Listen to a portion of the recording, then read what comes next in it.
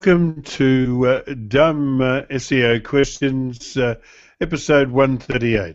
Each week we gather here to answer the SEO questions asked on the SEO Questions community on Google+. With us tonight we have David Rosam. David is an SEO copywriter of 30 years standing, or at least a copywriter of 30 years standing, 10 of those in SEO. You can find David at writingforseo.org. Thank you, Micah Fisher-Kirshner joins us from the West Coast. Is it the West Coast of the USA? Yeah? California is the West Coast? Okay. Micah is currently Senior SEO Manager of Zazzle.com. Michelle Deere is a social media dynamo from Texas and also operates as an SEO. Rob Mars is an AdWords aficionado. He's based in the Netherlands. And you can find Rob at marketbiz.nl, that's marketbiz.nl. And he's also a top contributor on the AdWords, in the Dutch language, for AdWords, web search, and webmasters, I think. Anyway, Tim Capper is proud to call himself an SEO. He's also a conversion rate optimization specialist from the UK. You can find Tim at onlineownership.com. All right, each week we answer the questions asked on the SEO Questions community. First one's an interesting one from a good friend of mine, Ian McLeod. He said, "Hi all, we work in the legal niche and we produce several quality articles each month. The problem is nobody cares. It's not easy getting the social shares within the legal niche, so I've been looking at www.outbrain.com. Can anyone tell me if they have used this service as a channel to increase traffic, and if so, does it have any underlying value from an SEO standpoint, positive or negative?"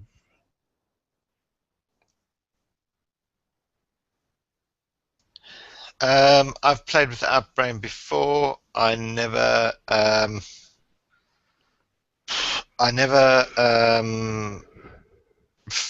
got sort of any meaningful traffic from them. Outbrain tends to be on all these other well, in fact, I was going to say, blog sites, but even news sites use it for additional content at the bottom. But I personally never got any meaningful traffic from it. I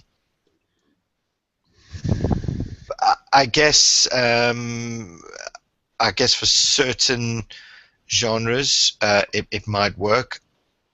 I'm not particularly sure on the legal side, but like anything, when I gave it a run, I gave it a run over a week or two, just to check out how it is.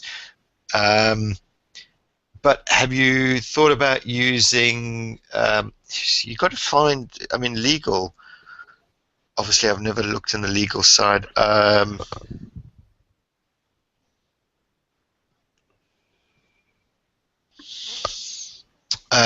What about Reddit? Paid advertising. There's Stumble Upon, but I'm not sure that's really in terms of legal, but it's worth a shot. But test Outbrain.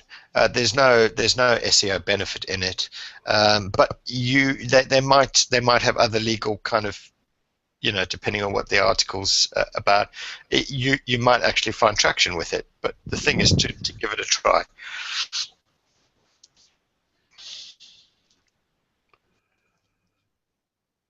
Yeah, another thing would be to develop a Facebook page and focus on the divorce forms Ian publishes legal documents, and I'm sure Facebook users would need divorce a lot.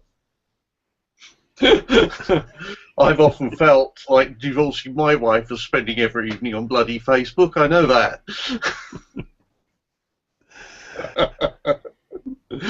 Has anybody else used Outbrain? I didn't know it existed until I saw it on the top of one of the Fairfax news sites here in Australia.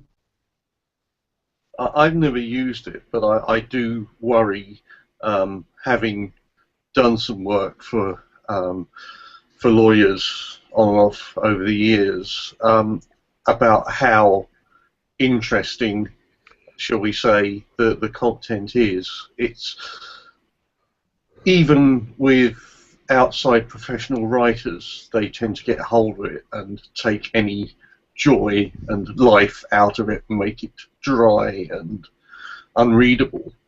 You know, it seems to be a fact of life with legal communications that it has the life drained out of it. So my feeling is, unless you've got over that and you've made this something that someone would want to read when there's lots of other things they could spend their time reading, you're going to have difficulty with getting people who care, or getting people to care. The problem is nobody cares.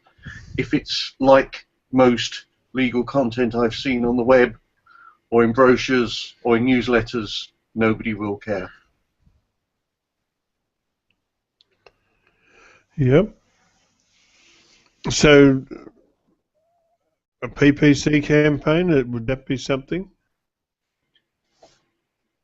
Yes, as long as people don't bounce straight off again. You've got to have something that will engage and not scare people away. You know, it's not going to be entertaining, but it's got to be well written, it's got to be well structured, it's got to have headlines that will pull people in, and all those normal things that we know about from writing content. But as I say, it's a problem. It's you know, I've been through this with, I won't say countless, but quite a few legal practices, from big city ones down to two-person local ones, and there's always the dead hand of legalese. Yep. I have to thank Dave Elliott. He's one of our forum heroes who answers questions through the week. He said, amongst other things, he said something that probably is insightful. He said, basically you have to weigh up whether your problem is a lack of visibility or the dryness of your subject matter, or ineffective titles. You've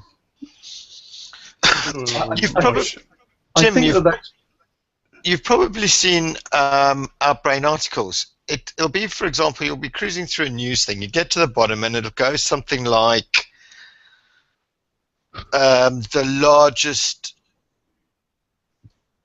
lion attack frenzies 47 buffaloes in 20 minutes, kind of headline.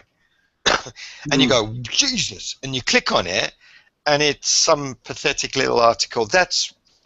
I'll tell you what, you've probably clicked through Outbrain a million times, Jim, without even realizing it. Anytime you've clicked on a sensational headline and then gone to the article and thought, what's this shit, and left. So it's what Dave says. Mother eats 57 offspring is another one. Yeah, definitely. Like, you know, Texan woman feeds candy to her kids in a trailer park to boost her income, or you know what I mean. I was baiting there, no bait taken. No, obviously not. But yeah, you've got to find that kind of matter. give Outbrain kind of like a week or so. But yeah, there's also things like, I mean, I liked your Facebook thing, you know, stalking divorcees, but he could, I mean, that could be pertinent to any social kind of profile. I suppose LinkedIn for any kind of business types of forms, business legalities, things like that, setting up a partnership, or, you know, yeah. But I don't think Outbrain is look, give it a try. I just It doesn't. It's not the sort of thing that it doesn't lend itself. don't think it'll get clicks. Yeah. You know, have you killed 15 school children in a shootout? Ask Smith and Jones, attorneys at law. You see, if you're going to go down the Outbrain, if you're going to go down the Outbrain route, it would be something exactly like that. It would be. Exactly. It would be. Your title would be, you know, the whatever that recent shooting guy was. Well, I suppose you have one a week in the States anyway, but it would be like what a week. It would be something like whatever that whatever high school guy is being acquitted. The coppers kill one every day. But what I'm saying is you need to pick something completely stupidly sensational, and then when they click through. I got acquitted after killing 98 old ladies in wheelchairs in Texas. Yeah. Yeah. I put a link in the chat to Ian's blog, and if you click on it, it's fairly topical. Third article down was SBS's sacking of Scott McIntyre lawful. Just to put you in the picture, Scott McIntyre was a television network anchor, and in his own time, he posted comments which were questioning the validity of the Anzacs, and I think he was right to bring it up, because we really do gloss over the war, and you know, I mean, there's no doubt about it, these guys were heroes. That they did know that they faced almost certain death, and still went forward. Well, of course, they had to go forward, because if they'd turned around and gone back, their leadership would have shot them. So they didn't really have much choice. They either get shot by the leadership or shot by the enemy. But anyway, he was questioning the Anzacs, and he was sacked. So that's the background to it. But in other words, he was sacked just after Anzac Day, which was a week or so ago. And so this article is topical. If you guys go to that Scott McIntyre article, I've got a suggestion, and tell me what you think of this. It's hard to get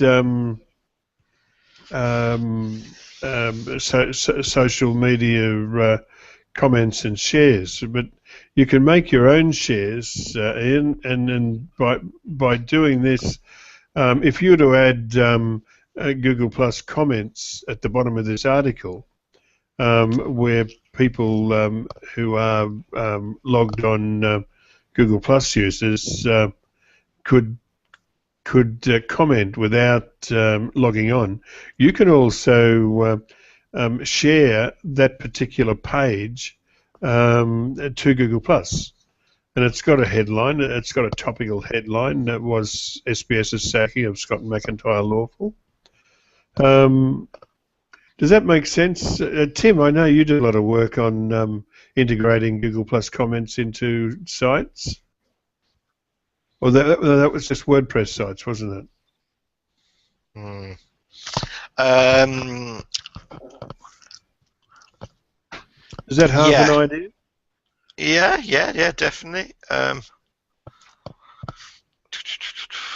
So every time a new article is published, Ian should, if he once he puts on Google Plus comments, the comments that are made on Google Plus and also made on the site are included on Google Plus, and that it comes through as a share. In fact, I'm thinking of doing exactly the same thing. We used to do it on SEOquestions.com. We still have the coding there, but we just don't do the shares. But I'm thinking of doing it myself.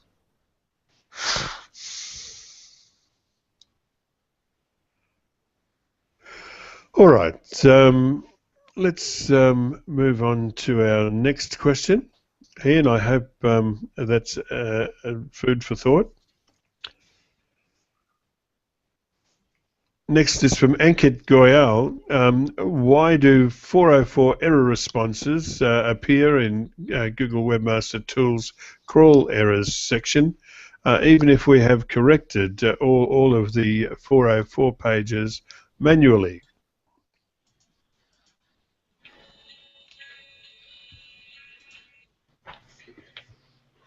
There is a delay, so there's that. So it depends on how long it might take Google to come back to that page. If you click on that page, that obviously it's telling you this page is producing a 404. If you click on it, it will bring up the page. And if you have fixed it, there's normally two buttons there. It's I have fixed this or cancel. So if you've clicked on it, I fixed it, it disappears until Google recrawls it. If Google recrawls it and finds that you haven't fixed it, it will appear again. If you have fixed it, it won't appear again. So just double check that. Actually click on the page in the 404 in your crawl error page, and it will bring it up, and then you can say I've fixed it, or obviously ignore it. But Yep, it's a good one, Tim. Forgot all about that. All right, let's move on to the next. Ankit, I hope you're happy with that. And here's another question from Ankit Goyal on rankings in Bing and Yahoo. He said, if we are working to improve ranking in Google and working according to Google guidelines, is it possible that we can also get rankings in Bing and Yahoo?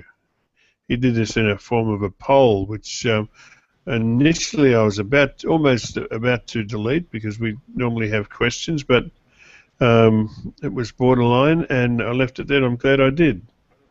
Mm-hmm. Yeah, Dave Elliot's answer is pretty sufficient for this, which is just that there are some differences between Google versus Bing, but for the most part, if you're improving your rankings on Google, you'll get rankings as well on the Bing Yahoo side. Yep. All right. Anybody else? Okay, that's. I think that's a good answer. Well stated. I see we've been joined by Edwin Young. Edwin is CEO of IDEST Hosts in the Netherlands. You can find Edwin at idesthost.nl. Yogesh Dewan, who said he might join us tonight, unfortunately he hasn't made it. He said, "Hi guys, how do you deal with this if your customer sends you an email like this?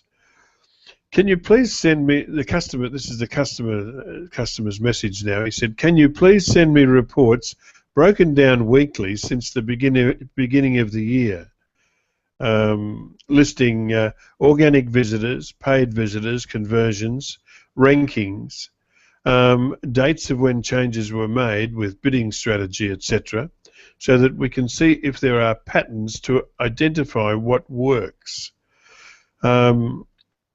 Yogesh goes on to say, I already provide monthly reports, and today I suddenly received this email. How do I respond? Or should I just get it done and send it? It will take hours, or is there an easier way out? Can't you just automate this, set it up for a weekly report schedule, and just send it off?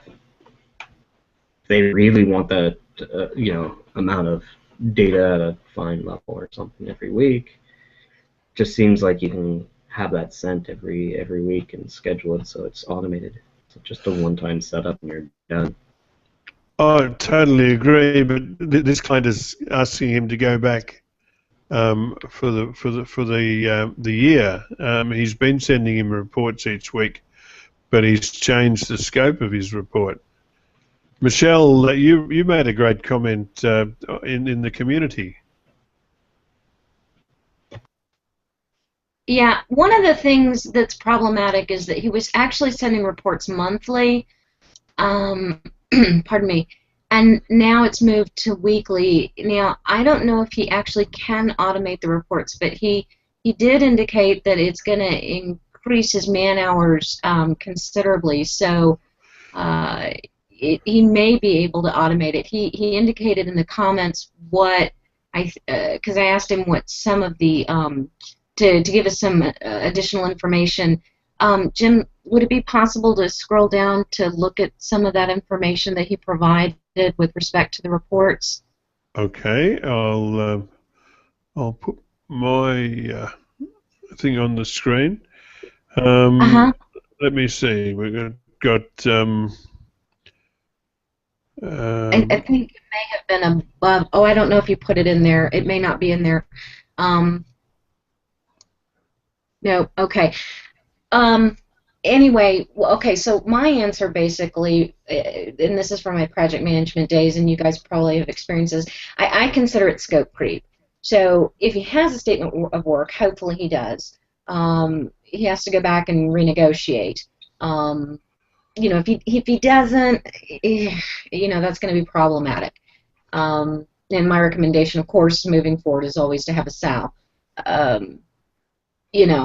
Because a client can always push back and say, well, I have the right to ask for this. We're on retainer monthly. Hopefully they are. But if they're hourly, then he can push back and say, no, all right, we can do this, but it's going to be an extra 10 hours a week or, whatever. And hopefully he's in that position. So that's my take. But, I'm trying to push upon him, do a SAL in the future because it's a change request. And that's a hard kind of, if you're not used to that, it's hard to get into that mindset because a lot of times people are afraid to put that on a client. They're afraid that the client is going to push back and go to somebody else. But you got to value your time and say, okay, this is the way project management is done. So that's my recommendation. And even if you don't have a SAL, go back to the client and say change request, especially if you can't automate it. So that's my take. Okay. Micah, I reckon that encouraging clients to ask questions is a bad thing because, if you encourage them, they'll start doing it.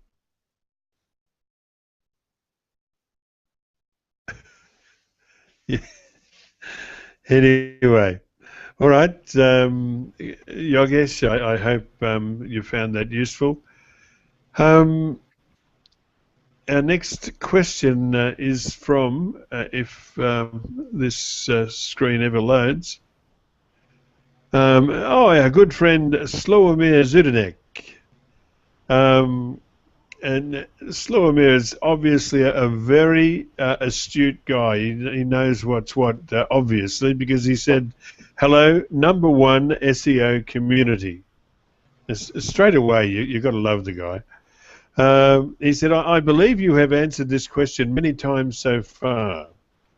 What kind of SEO tools would you recommend for generating SEO reports? I mean really professional, complex reports. Thanks for the answers.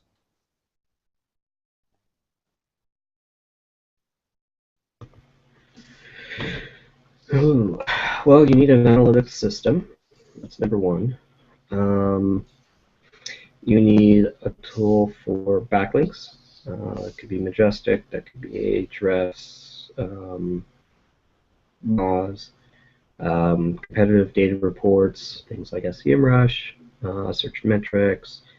You'll need obviously webmaster tools, both Google and Bing. Those will cover a lot of kind of the crawl type data, index data, XML sitemap data. Let's see. Probably if you can connect with the PPC team, you want your search volume data. It'll be good to have that as well.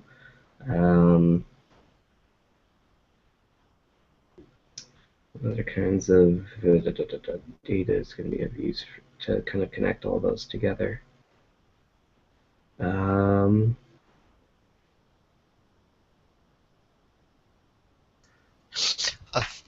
I think SEO Profiler has a drag and drop system that you can specify what information you want pulled from all the different things that that Mica, analytics and webmaster tools. I don't know if they integrate with Bing webmaster tools. I'm not sure on that.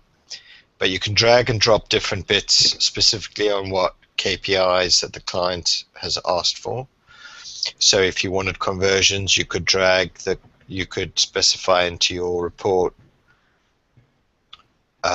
conversions from analytics on a particular page. You could then use the ranking tool for that particular page on has it gone up, has it gone down. I'm not sure if you can pull in any specifics on the page, like,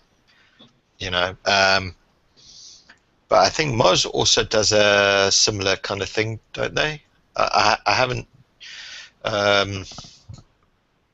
looked at Moz, but I think they also kind of have a drag and drop, create your own kind of reports based on what you want to display.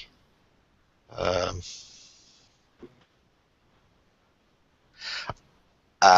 the SEMrush is working on integrating Google Analytics and Webmaster tools into their reporting tool. It's not live at the minute, but I believe they're working on it.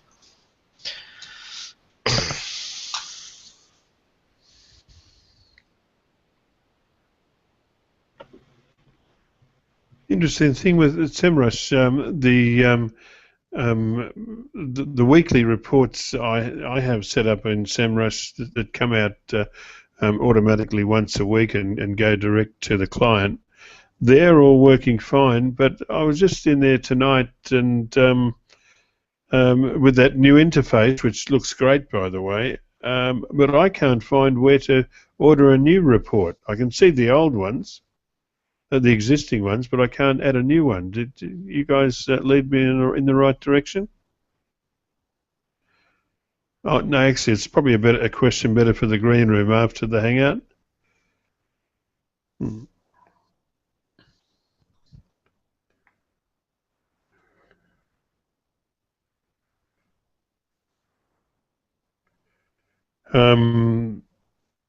Raven Tools.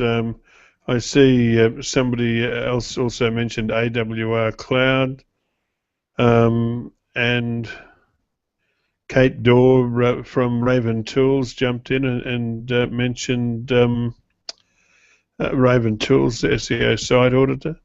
The other one I think is good is the SEO. What's it called? It's in IIS and you can set it up on your laptop, and it will do a full crawl of your site and for a site audit, give you a brilliant report. It's more web-based, though. It's not the sort of thing you could PDF. Has anyone mentioned Screaming Frog?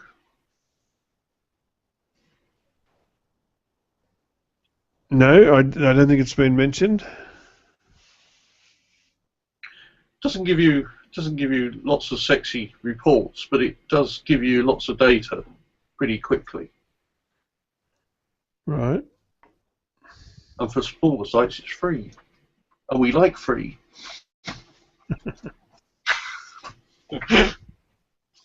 Well, I like free. I don't talk to the rest of you, but free's good. Yeah, but not sexy, David. No, but I'm sexy, so that's enough. Yeah. You're too sexy for this panel. Too sexy You can for always my- dump it into a database. And Yeah, you say that now, Michelle, but you're in Texas and he's in the wild west of the UK. yeah, the wild, wild west. Yeah. No, but you can always dump it into a database and run some BI reports off of it. Okay, we're in an acronym-free zone here, Michelle. I'm sorry. Force of habit. Business intelligence reports. Especially if you're in an organization, a larger organization, they probably already have a business intelligence tool, and they're easy because you can, and if you have database experience, you can easily create an interface and do a drag and drop for those reports. So if you have access to a business intelligence tool, I would, you can set those up and reuse them and just keep dumping the data in there over and over and create beautiful reports, as opposed to dumping it into Excel and having to work very hard to create those reports. All right. Moving on to the next, it's a question from Jenny Gomes, question number 6 on your run list, titled Subdomain 301 Redirect. I'll answer this for you guys. Jenny said, hello community, please help me out. I want to redirect one of my website's pages to a subdomain using a web config file. And for example, I want to 301 redirect www.example.com/indexhtm to http://newpage.example.com. Please suggest to me what rules should I use in the web config file. Dave Elliott provided a solution which can be seen on the SEO Questions community on Google+. I think that covers it, and I can't see any use to, unless someone wants to jump in and tell me, I can't see any use in opening this one up to the floor. I'm going to record that as general agreement. And our next one is from Julius Park on rebuilding a penalised site. He said, in 2013, we used the Google Disavow tool and got the unnatural link building removed from one of our sites that had been penalised. Just to clarify, Julius would have had a manual action, a manual penalty, and he may have used the Google Disavow tool, but I think it would have been a coincidence. He said it still has good links and lots of citations throughout the web, but it did have that penalty before. This is a site for a local business, and it was referenced in many citations and had links built to it. See the keyword built. Since then, we've started a new site for the location, but never took the old site down. On one hand, I'm nervous about passing on the penalty if one still exists, but on the other hand, I would like the links, and perhaps there is a confusion on Google's part Since there are two websites linked to the same business, what would you recommend? Should I 301 the old domain, eliminate it, or just leave it as is?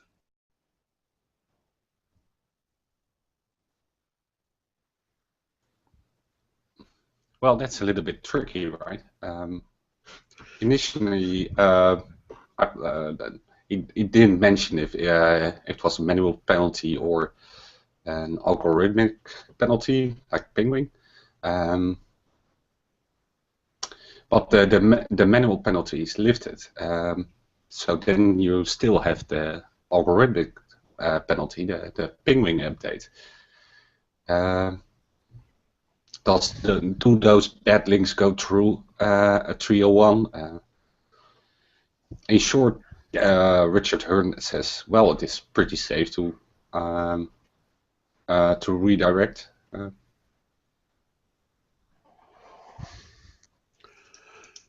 One thing that was in our green room discussion the other night that I thought was really interesting, it was mentioned that nobody's really complaining about being locked in by Penguin at the moment. And is it possible that Penguin was from the old Matt Cutts regime and is being wound back? I mean, was it seen, as I'm sure we'd all agree that Penguin was just the wrong way to go, is it possible that Penguin really doesn't have the impact it used to have, or has it been taken out of the equation altogether? Well, back in those days, Matt Cutts also said it may be better to build a new site instead of the old, or a new domain even. I don't hear that anymore from Googlers, so maybe Penguin isn't that aggressive anymore. Or they don't need to say that because the sites that are impacted are set. I mean, technically, you don't even hear that for the same thing with Panda either. That type of phrasing. And they haven't been updated in a bit. But it may, to be fair, how much of that has been, the focus has been on the mobile side of things too. So it may just be that they were so focused on getting a lot of the mobile impact out there that they held off on any updates for Penguin or Panda.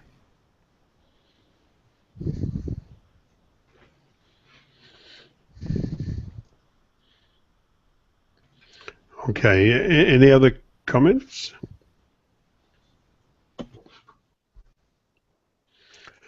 All right, moving on to the next. It's question 8 on your run list. Link building for a new site. Sager Ubari asks the question. He said, I have a newly developed website. I want to know how to carry out link building for this site. It's an online recharge website.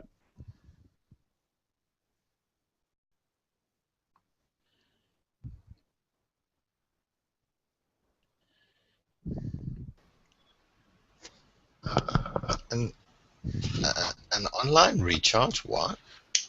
Online recharge would be like a prepaid phone account, and you would recharge that SIM card with more funds when the funds are running low. I'm thinking. Yeah, that was my thinking too. That's a very, very competitive market. Personally, I would stay away from it.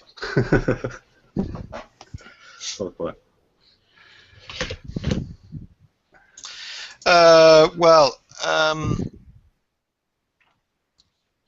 I suppose you would need to start building up relationships with every single kind of forum out there, whether it be social media, for people bitching about their phones. I suppose if you could somehow do a deal with some of the actual big some of the big mobile phone companies. I don't know how feasible that would be because they've probably got their own dedicated suppliers.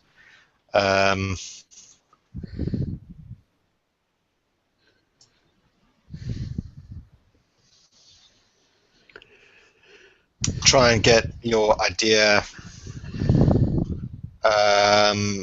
published in some techie journals, magazines that you've just gone on. Like, for example, piggyback off new releases of different phones. Piggyback off those, and then also that you provide recharge for those particular phones, SIM cards, whatever. So you would certainly need to keep your ear to the ground in terms of releases, tech releases.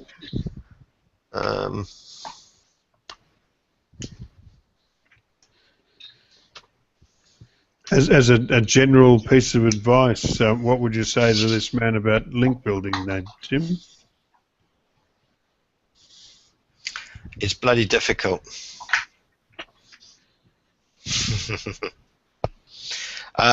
Because he's not a local business, he's just purely online. There's no point in him building any sort of directory citations because none of that will help him. He doesn't have an office location as such. They don't have a business shop that people can actually go to. Or maybe they do. Then you could look at building some business citations locally. But in that you really need to come up with some kind of outstanding content to get people reading your stuff, to get them sharing. You need to, when I talk outstanding, you need to really, really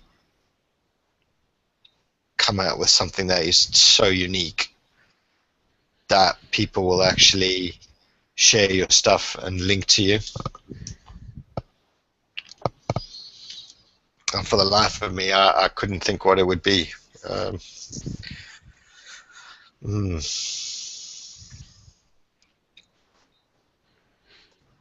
Yeah, you basically need a unique proposition, right? You need to have something where you're better in than T-Mobile. What are the other large telecom companies that have prepaid cards?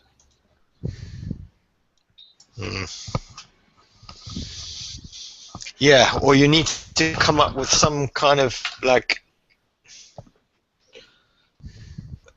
even like an ad or some kind of guerrilla campaign. There was one that bank. It wasn't a bank. It was also for a mobile phone company, a startup. They did that submarine crashing through Venice, didn't they? In St. Mark's Square. But it wasn't actually a submarine. It was a mock-up that looked like it was coming up through, and they took pictures of it and released it, and like everyone was like, Jesus, because you had a submarine, because obviously St. Mark's Square is built on stilts and there's actually sea underneath it. So you really need something unique, some kind of something that's going to really capture people's imagination to want to get to your site and find out more about you and who you are.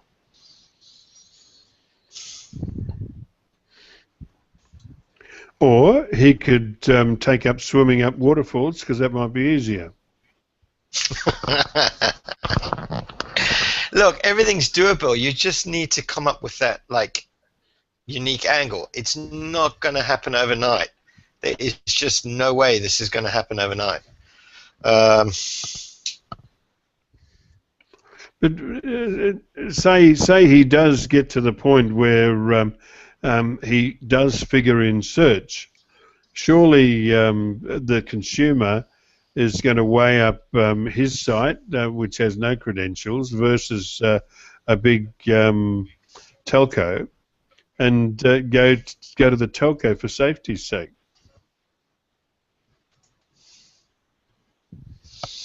I don't know. I mean, I really hate saying to people, your idea is shit and go somewhere else or do something else. I really, you know, if somebody has an idea, go for it. You can do it, but this is not a walk in the park. You need to understand that.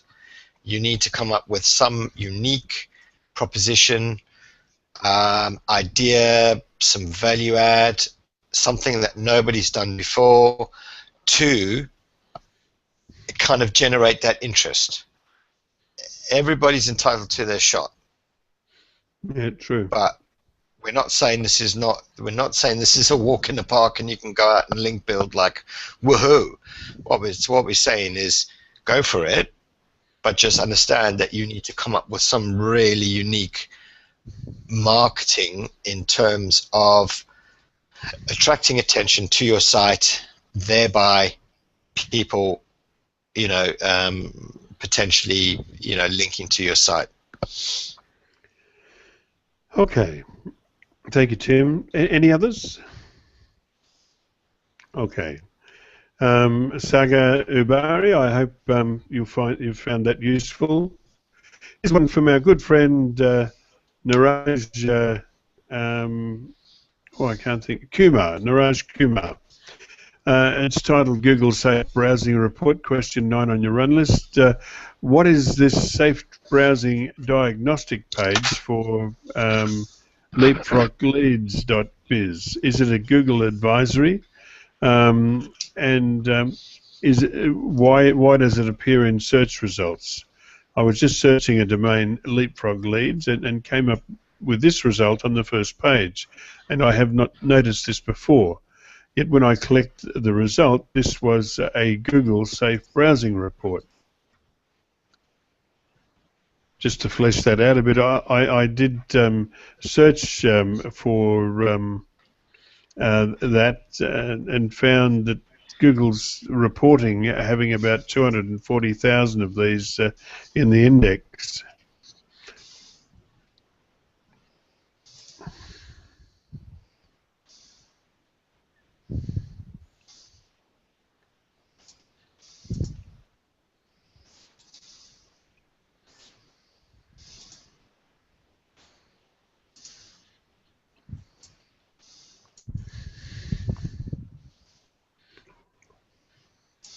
Anybody with the response for Niraj?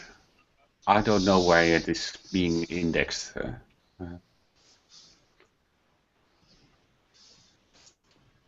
I guess it can be useful. If it is safe, right? No, index it. The safe browsing says they have never found any malware. So this is a Google report, though, on the site. It's not a page from the business site. No. I understand. It is the page from Google Safe Browsing, the diagnostic tool, right? Yeah. Google does crazy things when it comes down to search engine optimization for their own products. Yeah. Is that the right response? Or? Yep, that'll do me. Moving on to the next, and this one, running slow tonight. This one is from Arafur Rahman. Arafur said, we have a classified website, notunbazaar.com. The page rank is 3. But nowadays, my boss told me to do a great keyword research so that the website could get more and more traffic. This website is more than 3 years old, and from the beginning in every page we are using post free ads. This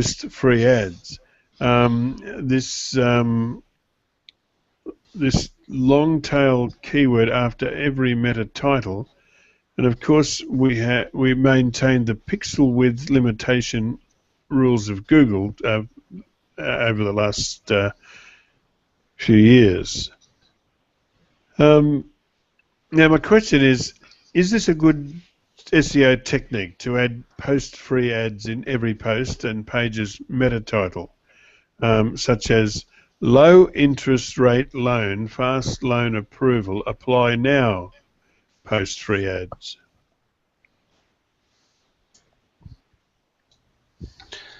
I don't think so.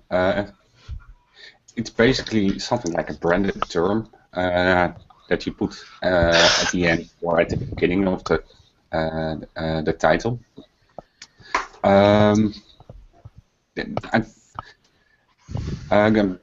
think it was Bing that said that they will remove that particular snippet if they see it on every page.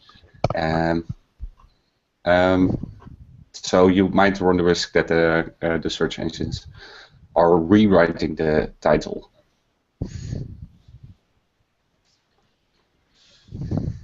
I worry that is basically spamming. The same thing on each page. It's not the name of your company, and it's not the name of your. It's not a branding. It's not a branding expression. So I wouldn't say it was. It's not something I would do. Yeah, it looks weird when it's like, you know, for the one that he gave, it's like you're asking people to that they can get a fast loan approval, and then it's like post-free ads, like disjointed of how does that relate to getting a fast loan approval.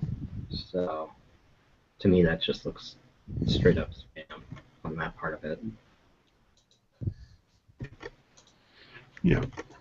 And he also mentions PageRank, which is something I never look at. The PageRank we see is 2-3 years old. There's really no value in the PageRank we see. I also added a link to our sister community, the SEO News. There's a great article about how to write your title tags, and they mainly look at the click-through rate instead of how it ranks. It's more like a strategic thinking of title tags, which I think is better than just adding a keyword to your title tag. Yeah, fair enough, Edwin. Thank you for that. I think we'll move on to the next. Another question from Niraj Kumar on large snippet size in Google. I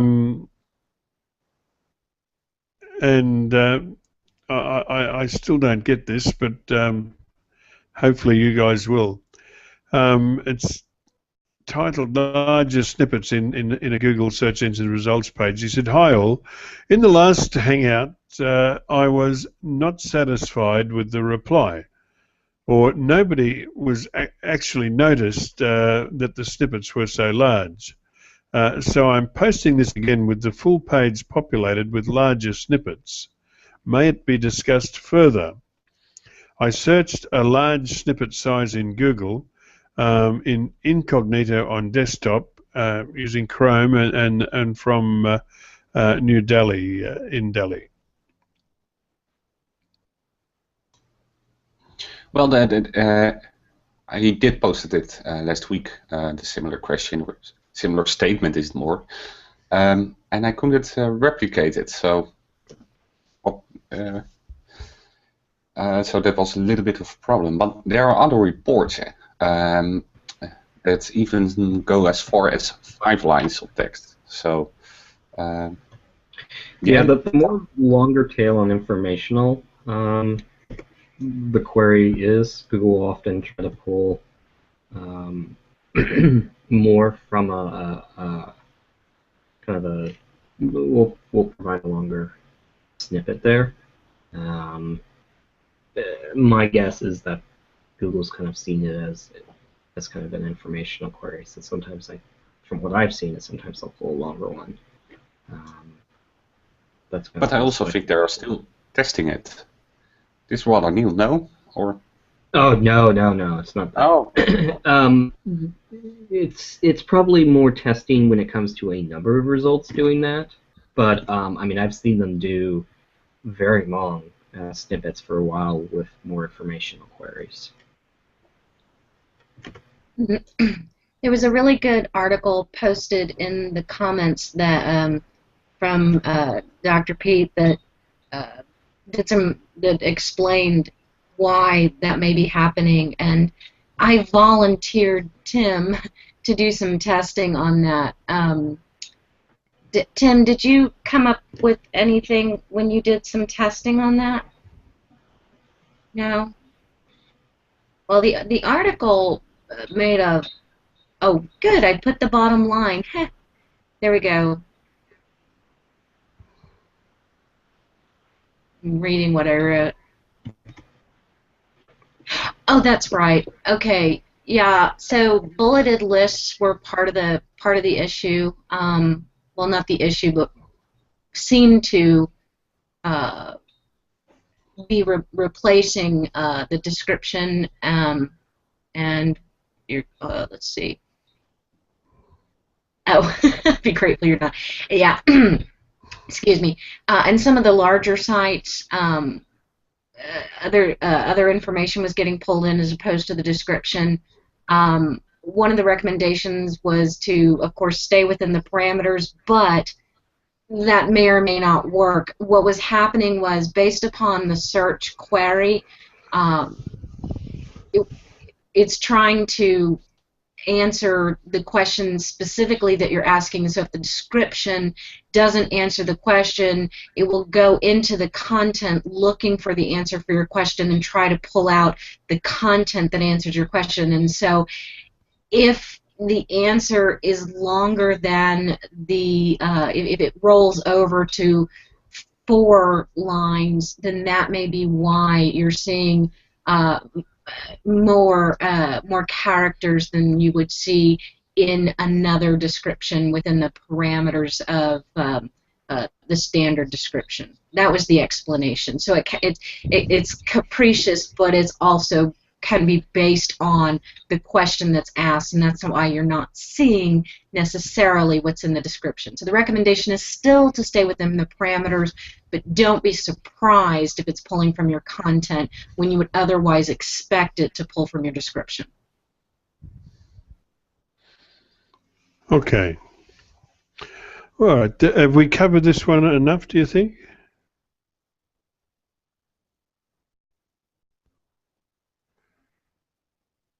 Have to be careful. Niraj will be asking this one again too. All right. Let's move on to the next. Niraj, I hope you found that useful. Nick Basso asked a question about gambling sites. He said, does anyone know if Google penalizes a domain for gambling? I may acquire a pretty nice domain for cheap. But it does have some blackjack links associated with it and had a 302 redirect to some online casino for a couple of years. The domain is about 15 years old. It hasn't changed through too many hands. It has good domain authority and page authority with an overall MOS score of 5+, whatever that means.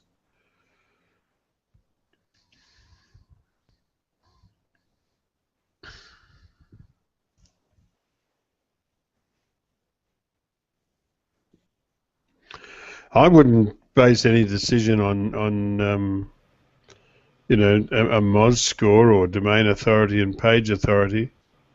Yeah, and so I'm going to assume his site is in the gambling arena? I mean, what's the value of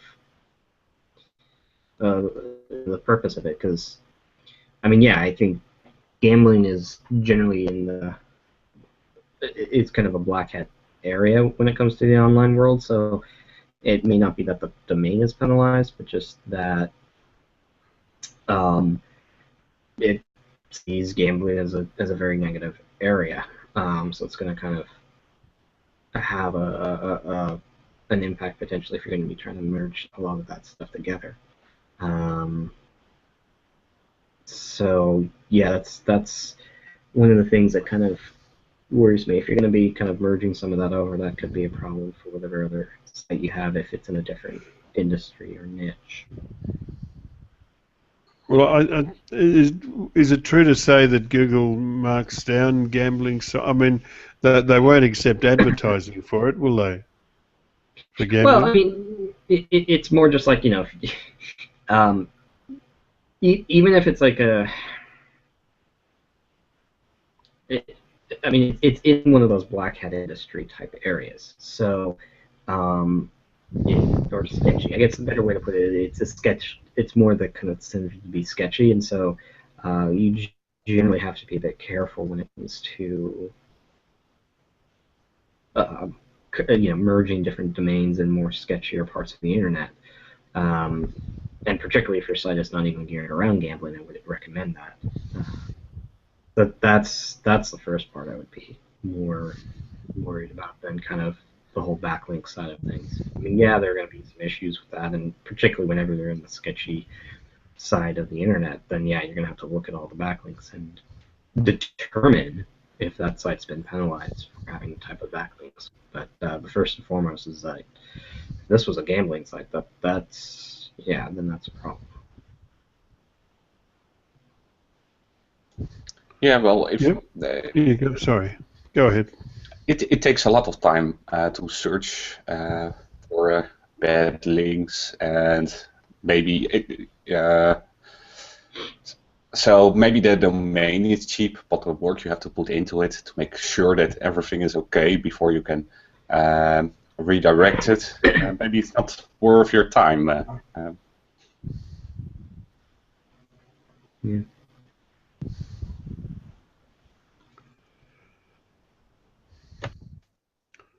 Okay, so have we covered this one? Nick, I hope you found that useful. But would I be right in summing up that if it's not a gambling site that he's building, if it is a gambling site, then it shouldn't be a problem. But if it is not a gambling site, he probably really doesn't want that domain. Well, I mean, you're still going to need to do research into the backlinks it's gotten. I don't want to minimize that part of it. If there's a lot of bad backlinks that are passing value, 302 is not so much, but like if you essentially are going to need to do the due diligence when you're buying a domain of, was this used for spamming purposes? Has this domain been banned? Has the backlinks to the site been pretty bad that there might be a reason why it's so cheap? Well, actually, for me, the 302 is more like a red flag. That is being used for in some black hat tactics. So how the question is set up, it is a risky undertaking. Let me put it that way. Yeah. Okay, Nick Basso, that's all we have for tonight. Niraj Kumar asks, can we improve ranking position with the help of other pages? He said sometimes we see 2 to 3 pages of a single website ranked for the same keyword, but not on page 1, on the 3rd or 4th page. Can we somehow better position one of the pages with the help of the other pages? Now, I went to a presentation about this at Brighton SEO conference about a month ago, and I can't remember who gave the presentation, so thanks for the information, but sorry, I can't give you a plug. The argument was that the guy from Climb Online? No, it wasn't. No, that's another story. This was someone who sounded as if he knew what I was talking about. What was I saying? Yeah, he was saying that that you've got to be very careful with setting up a number of competing pages. If you're saying you're doing I don't know, mortgages, my favourite one, and you've got lots and lots of pages targeting mortgages on the hope that they will work together to push your site up. That this isn't what happens. What happens is that Google picks one of them and tends to say, yes, that's the one it's going to rank, that's the one that's going to come up in the SERPs. Now, effectively, that means that you're competing with yourself, and Google is and what you're doing is effectively diluting your chances. So, what you will find is that Google may feature one page one week and then decide to feature another, and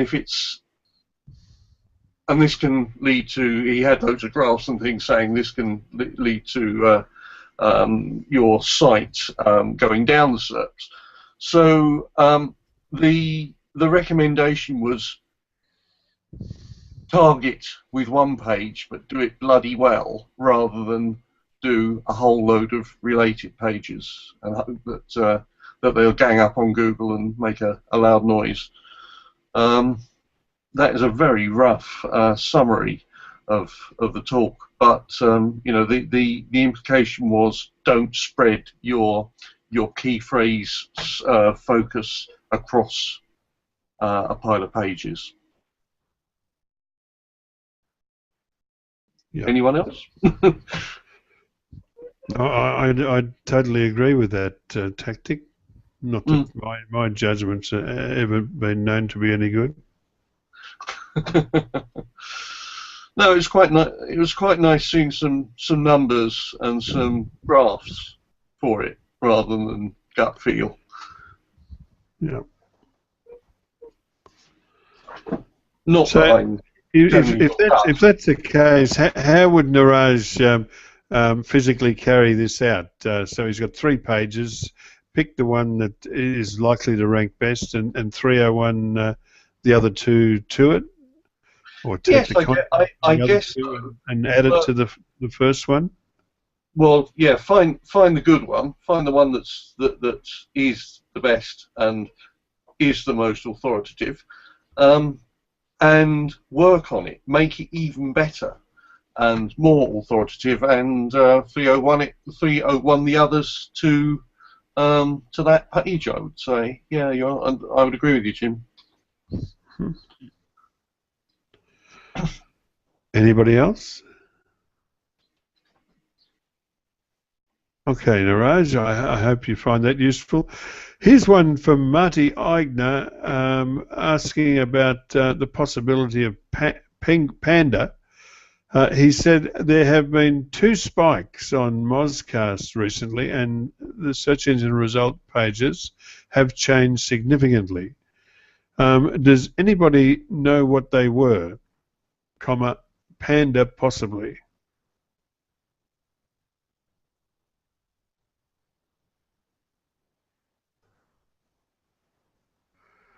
I think we're heading into an era where Google just doesn't say. They just don't say anymore.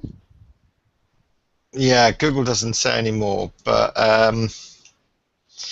yeah, there's been whispers and talks about this, but nobody's ever pinned anything down.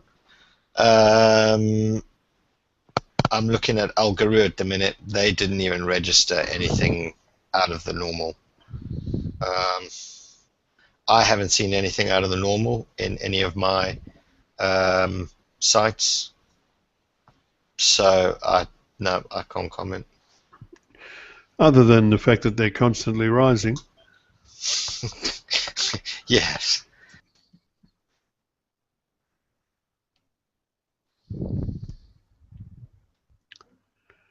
Marty, I'm sorry, mate, but we don't have anything more to add to that. Anybody with anything to add before we move on? Well, I think we're going to hit a pin question later. Yeah, go on. All right. Here's one from David Jones, a very interesting one on email newsletters and the tracking clicks within the email. Keep in mind, this is not about a website. It's about the tracking clicks inside an email. He said, "Hi, I have a question here related to email newsletters and track clicks from them to websites and use Google Analytics to track the clicks. I've already posted this question in an internet marketing community, and I have included the link to that post below, as some of the responses I've had to that question have made me even more confused, and I'd like to know what the community here thinks about it. Anyway, by the way, I had a look at that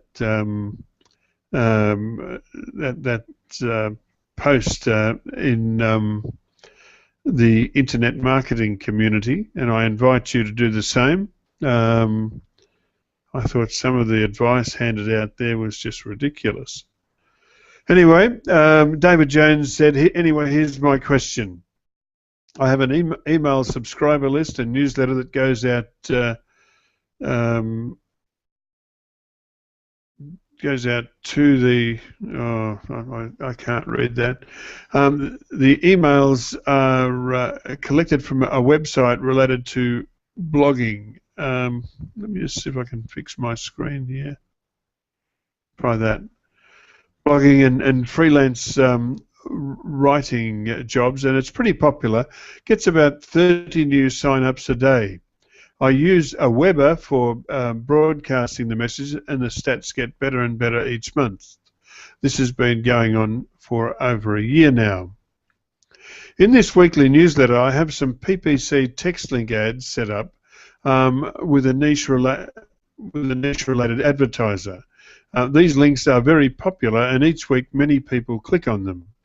I have just received the Google Analytics report of the number of clicks from the advertiser for April, and the number of clicks is down by at least 60% compared to last month. But the stats for the number of subscriptions, list opens, and clicks are all up compared to last month, according to a Weber. Nothing has been changed in the newsletter at all, and I can't figure out why this happened. I have PPC text links, all followed and SEO friendly, by the way, for this same advertiser on the site too, and the performance for them is normal with no real changes. It's only the ones in the email newsletter that have this huge drop. A new theme was put on the site last month, but the layout is exactly the same as the old one. And the only difference is that this one is mobile responsive. But the site's theme shouldn't have anything to do with what goes on in the newsletter, so I've ruled that out. Some people in the question I asked in the other G+ community have said something about Google marking these links as spam, but I really don't see how Google comes into play here. I'm very confused as to why the clicks would be down so much. I guess users could simply just stop clicking them, but that would go against the user behavior for the last year or so. Here's the link to my question on the other page, by the way. I'll try and upload some screenshots of the Google Analytics report here later. And he gives a link which can be seen in the SEO Questions community on Google+. Also gives some links to Google Analytics reports, which you guys will see in your panelist run list.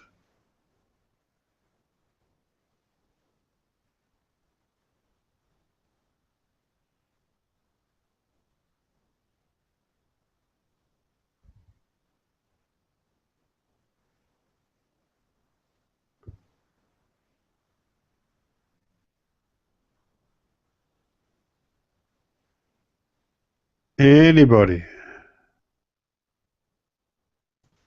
Well, personally, I'm not really into email marketing, so.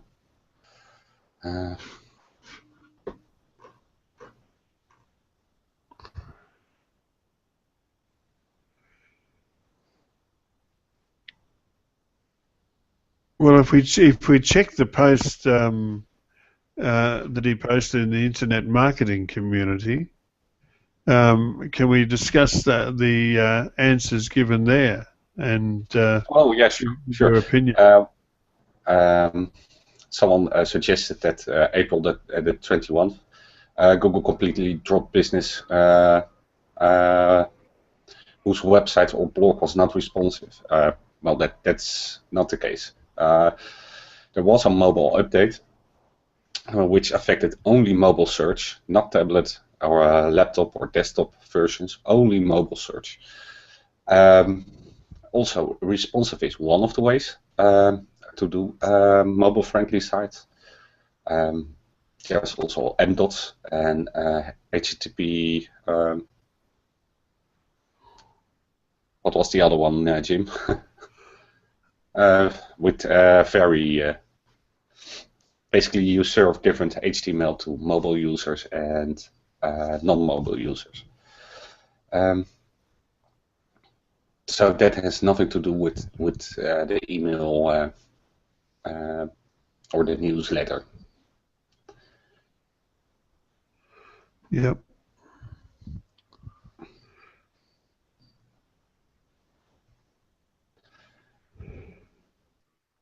Well, I guess my question would be,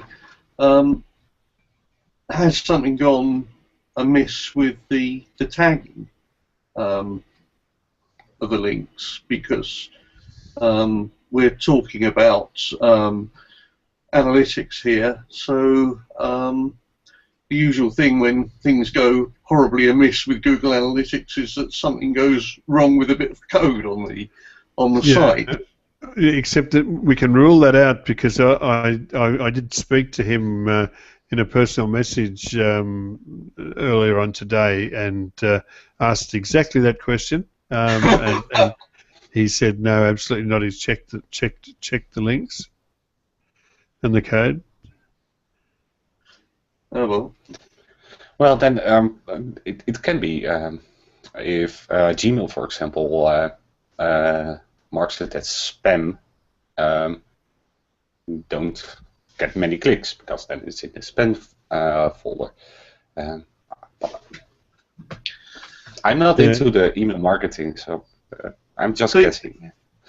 Yeah, I think that's actually worth pursuing, Edwin. The Aweber does have a predictive spam level, if you like. Before you send emails out, you can run it through a calculation that says this is likely to be seen as spam, or this isn't likely to be seen as spam.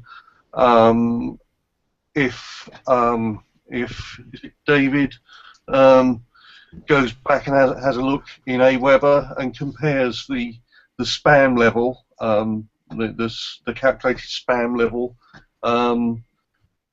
of this newsletter to previous ones, maybe it is being shoveled off into spam. Yeah, and there are also directories where your email or your whole domain is being flagged as spam. Yes. Yeah. As spam assassins, for example, uses those directories.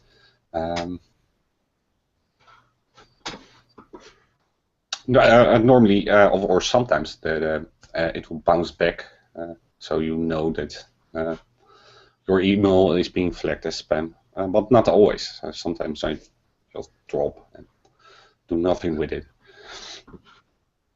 Yes, yeah, I've had client campaigns bounce back sometimes with the server has identified this as spam because it's on XY blacklist, or the domain's on XY blacklist, or whatever it says, something of those lines.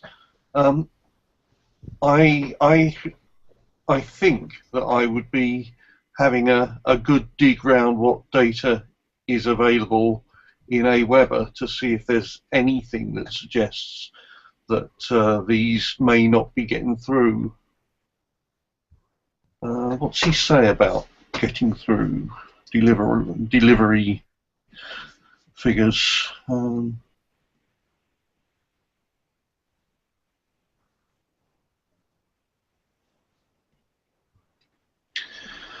he says nothing has changed with the layout or of the newsletter or content within it. Surely he's not sending out the same content each time.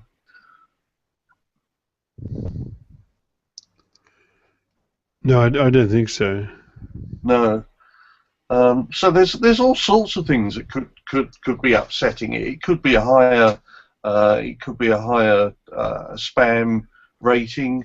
It could be that people haven't responded so well to the headline. You know, a good headline can make a lot of difference to open rates in email.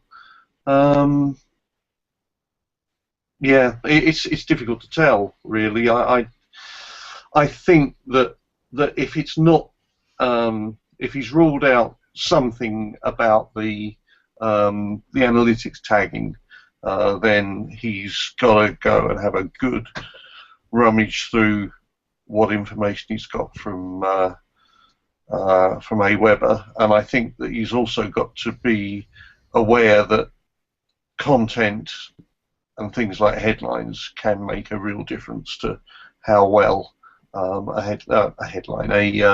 email newsletter performs. Send another one. See what happens. Is this a hiccup, or is this something that is repeatable? Mm-hmm. Okay. Not greatly helpful. I do a bit of email marketing, but it's not, it's not one of my real areas of expertise. But I just wonder, there are things that could cause this that are not technical or Google conspiring against him. Yep. All right, David Jones, I'm sorry we couldn't come up with anything concrete, but I hope we've given you some food for thought. Dave Elliott, he's one of our forum heroes that answer questions for us through the week. Dave asked a question on Google Plus's new collections. It's not really an SEO question, but we can't upset Dave. So he's asked, can someone explain what the point of Google Plus's new collections is? Will using this increase visibility to my posts on this platform? Can I take this one? Of course, Michelle. You don't stand on ceremony, you just charge right in. Well, I don't tend to participate that much, but okay, so the answer to this is it doesn't increase the visibility, but basically anything that you post to the public, if you post it to one of your collections, it makes no difference. It still posts to the public. And as you know, if you post to your group, that's all you can post to. So all it does is it's an organization method. So the way that I use it is to organize my posts when I post to the public. And it helps me to go back and take a look at something that I posted so that I can easily find it. Now, that having been said, we already have the issue where people who post to a group go back and also post back to the public so that they have it, on their own profile, or they want to share it in both areas, and so they have that kind of spammy effect. So that's not going to change. But they also have the ability to automatically put it in their collection. Excuse me. So they're not going to be posting to the public and then posting again to a collection. It just gives you the ability to organize so that you can easily find those posts. And that's what it means when it's kind of a mix between Pinterest and Google+. So no, it's not going to be spammy. It's not going to be an increased visibility. It just gives you the ability to organize your posts, and that's all. Yes, it does help if you want to organize those posts so that you can find them easier when you go back to look through what you've posted before. Does that make sense to you guys? It does. Okay. Anybody else? All right, moving on to the next. I hope you're satisfied with that, Dave. Here's one from Adam Futer. Adam asked a question regarding removing a previous brand account. He said, I have a quick question if anyone can be of help here. We recently created a local SEO page as the previously built brand page wasn't the one that we needed. We then followed all of the correct instructions to merge the two accounts so that we were left with the local account. Everything has worked, but the previous brand account still appears to be live. Is there any way to remove it so that only the local page remains? I don't think there is. Tim Capper might know.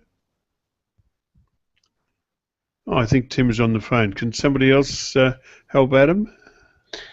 Yeah, you can somewhat merge the two, I think, but I have to look that up, and I'm not sure how the process is. So, but it is possible to only use one page.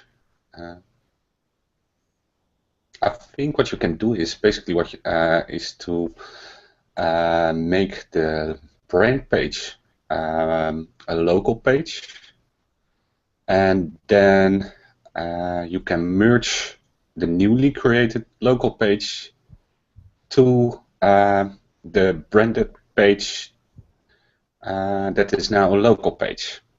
Make sense, Jim? Look, it confuses me always, Edwin. Yeah. I don't know what to do with our pages, although with Tim Capper's approval, we are going to put in that radius, and we'll put SEOquestions.com with a 900 mile radius around your place in the Netherlands.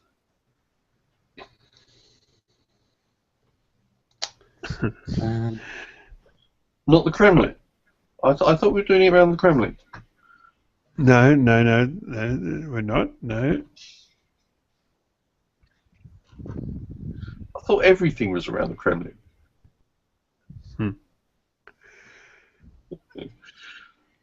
We had a conversation the other day, Tim, about getting rid of a page, moving a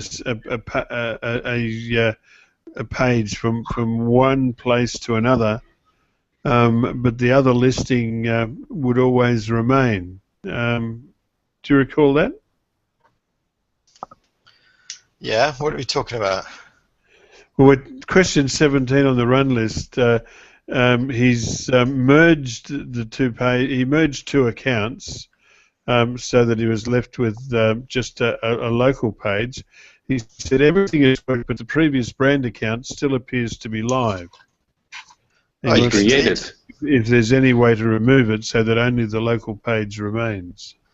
No, Yeah, just Jim, delete. he created a local SEO page, and now he wants the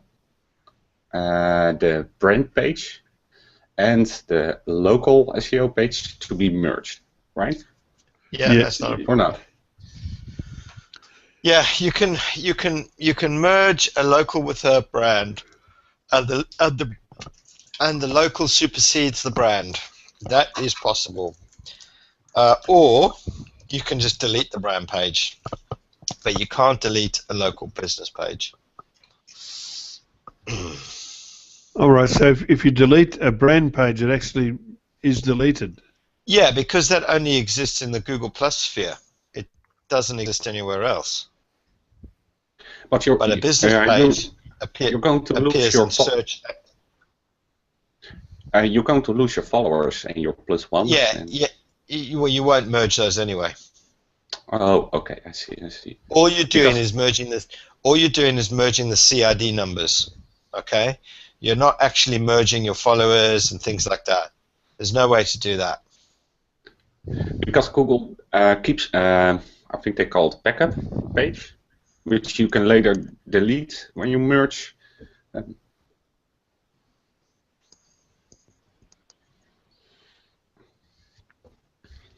So I guess that's the answer. Locate the brand account and delete it. Yeah. Well, you delete it when you merge it, but you won't be. You But he won't said- be. Go ahead. Yeah. Right.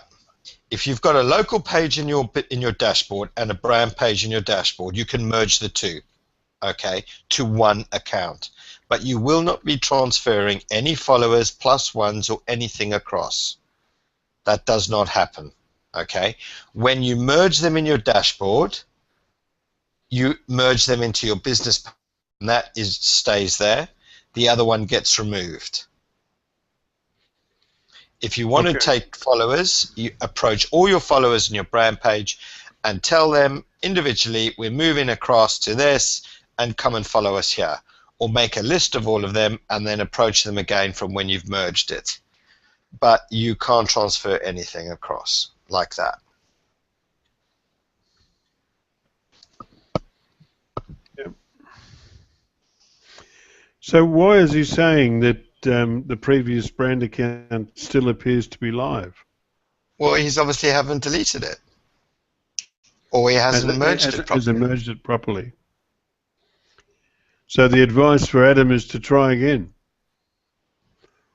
Bring up that page. Or which just delete displays... it. Look, the point is, okay, I mean, the point is you...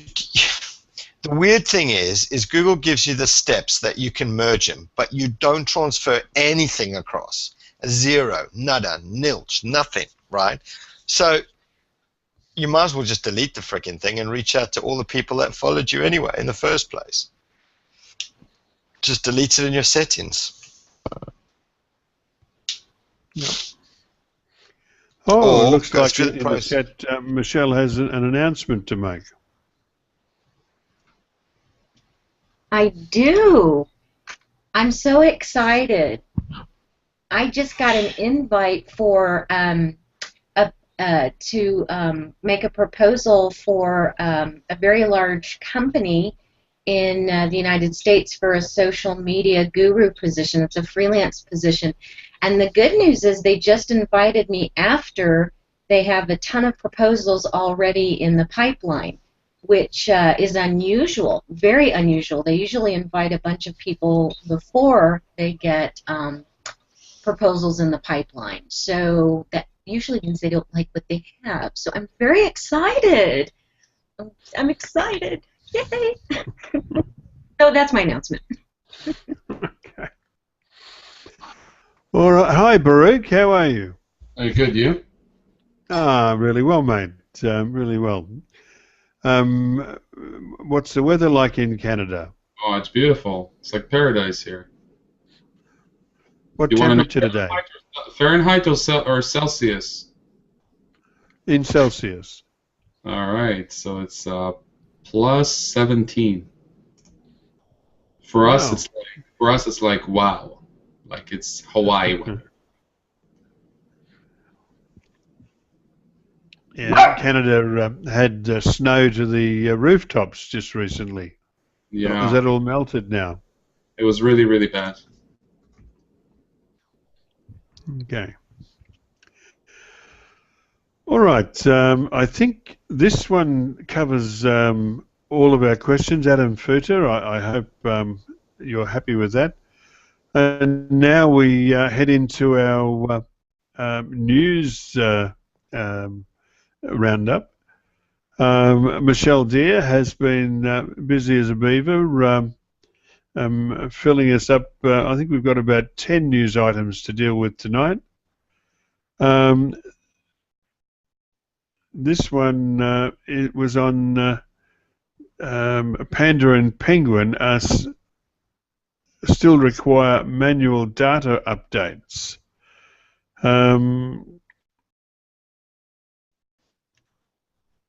Yeah, look, rather than read that out, I'll invite comment on it from the floor. So, yeah, so, okay, so there was a clarification, well, theoretically a clarification from another Google employee, I think a high-level employee, because of the confusion on the Google, the Panda quote-unquote update. And basically what Google is saying is that you guys don't understand what we're calling an update. You guys call it something different. And of course, what we're calling an update is, well, you're running the algorithm. And they're saying, no, no, no, that's not what we're calling it. So basically, the bottom line is this. They're saying Panda gathers the data all the time. It's running, when we say real time, we're gathering the data all the time. But we have to flip a switch to run, process the data. So basically, that's the update, is when they flip the switch to process the data. So that's the bottom line with Panda. Does that make sense for you guys? Oh yeah, I mean, 100%. It's just bottom line. I mean, some knew already. Like, yeah, I mean, was it SMX when Gary started it all? Like, Gary basically started saying it, and then I don't want to say her name. This other lady from another company in the States started, and then the whole thing started. And yeah, it's running in real time. Yeah. Yeah.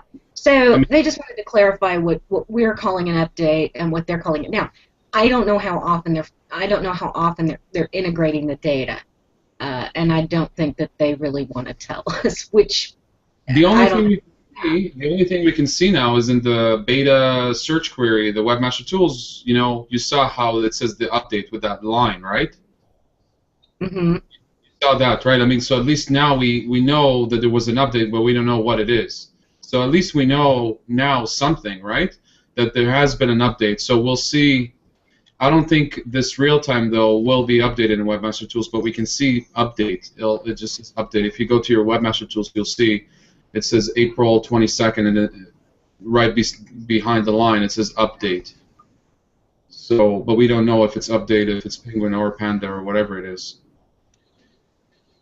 So yeah, I mean, it is running in real time.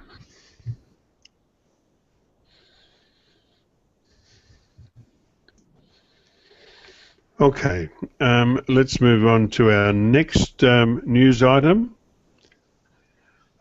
Surprisingly enough, this one is from Michelle Deere on more precise data in the new Search Analytics report.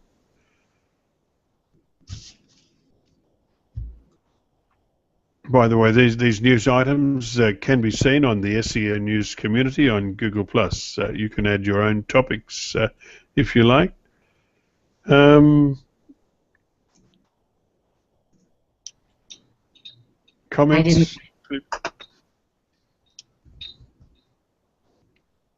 I forgot to review this one. Okay. What does my bottom line say? If you manage a website, you need a deep understanding of how users find your site and how your content appears on Google's search results. Until now, this data was shown in the search queries report, probably the most used feature in Webmaster's Tools. Over the years, we've been listening to your feedback and features requests. I need to scroll. You probably have already scrolled. I've got some lag. How many of you wished they could compare traffic on desktop and sites? Whoop, I lost it. Well, anyway, you can read the rest of it. So, and then check out the link so you can learn about the more precise data. Okay.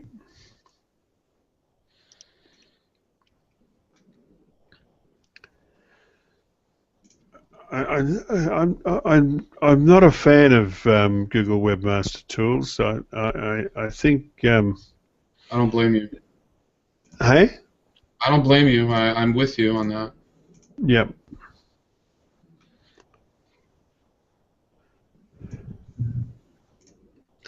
Anybody with any comment on this one? Okay. Next, Google will stop displaying emoji symbols.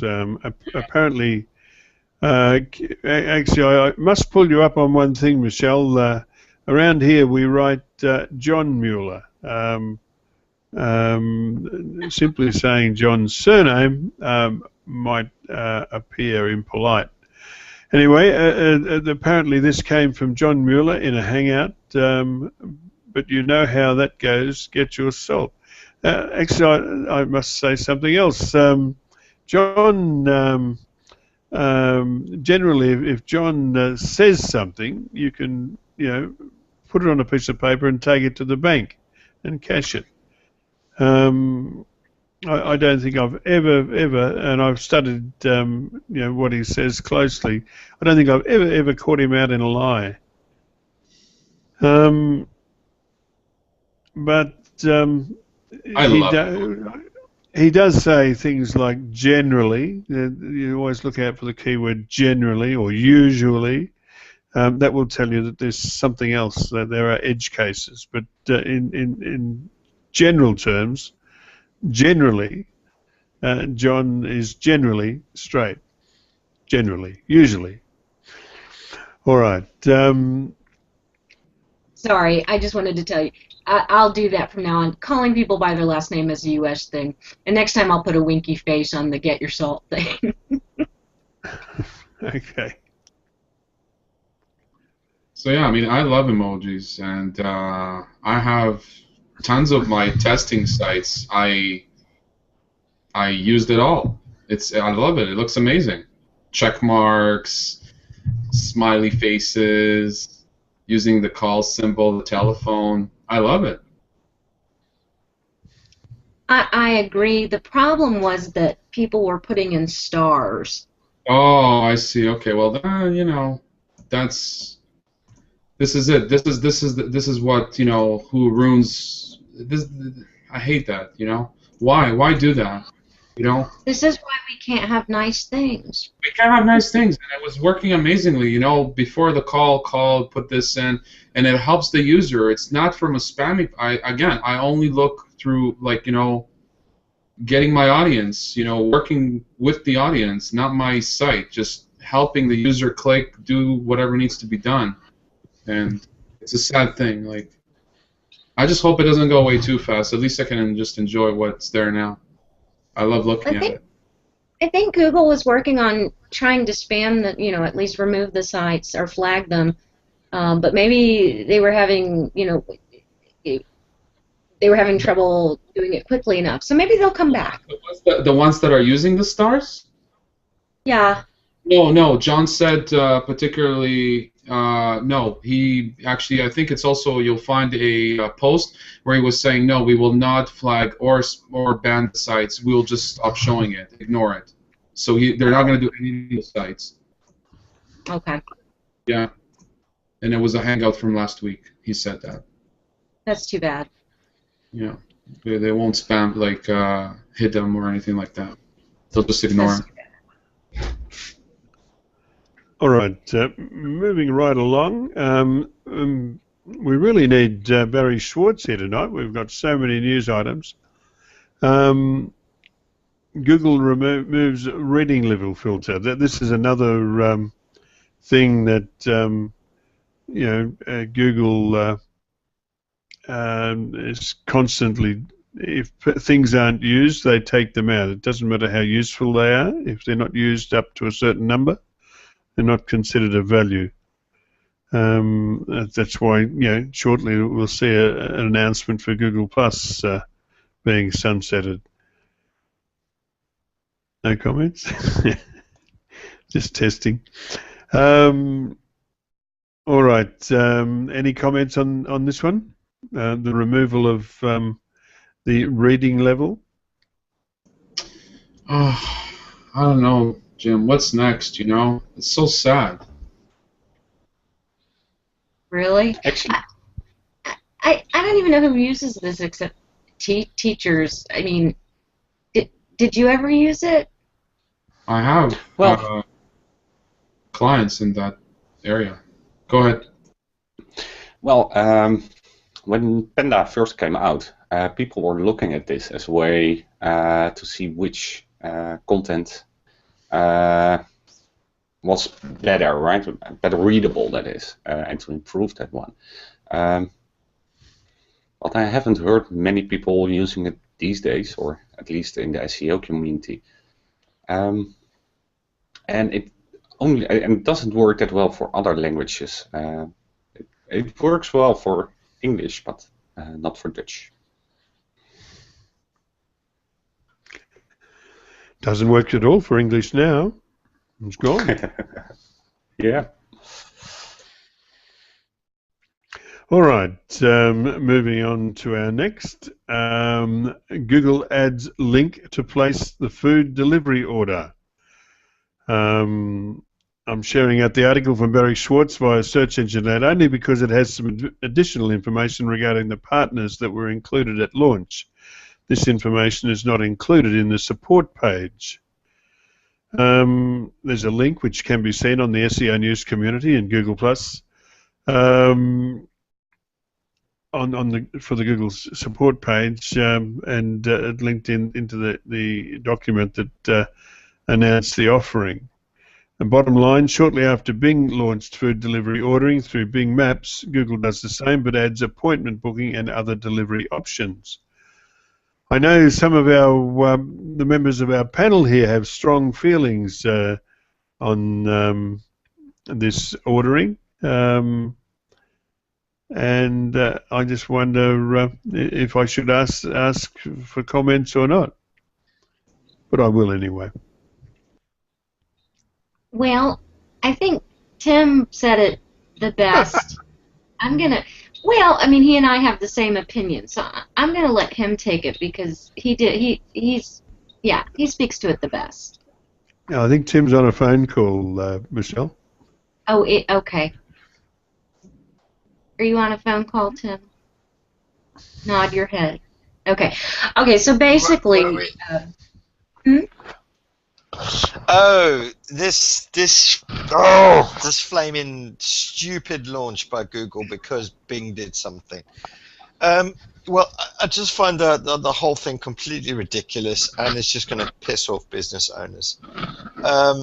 You have to do it through a third party. And then, of course, let's say, for example, a restaurant, the menu or your book order button is going to be appearing when someone clicks on it. They don't go through to your website or to your order button or to your menu page. They go through to a third-party site that displays your information, which then, when you order or whatever, then takes a slice of the action for the order, which is completely ridiculous.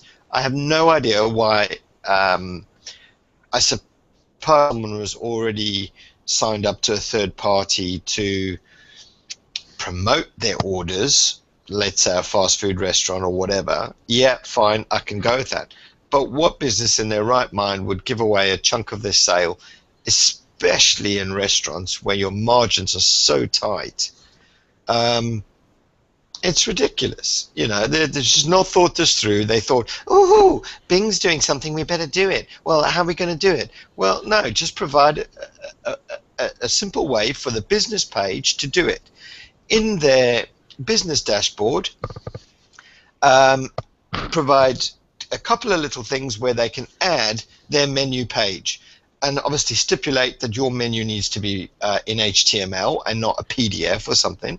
So add your link to your menu page. Do you have a specific order page? Add the link. It's pretty simple to integrate, right? Also show them how to add the schema markup for that particular page. This is not rocket science, yeah? What business owner in their right mind is going to sign up to a third party when your margins are so freaking tight in the first place? They haven't thought this through. It was a knee-jerk reaction because Bing offers something. Well, wake up. This is bollocks. That's what I was looking for. I won't even comment. He just nailed it. All right. Anybody else?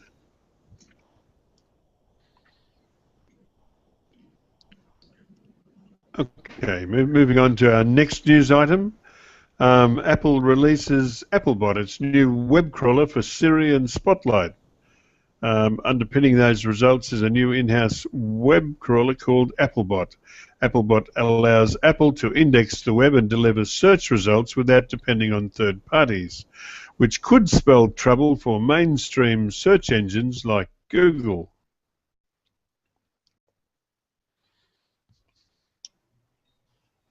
I like the part where it says it could spell trouble for mainstream search engines like Google. Who said that? Where did that quote come from? Oh, it's a direct quote from support.apple. Whenever I put it in quotes, it's a direct quote from the article. From the Apple article? Yeah, it comes from support.apple.com. Wow. Yeah, I wanted to take that out because it's just so silly, but then I just had to keep it in.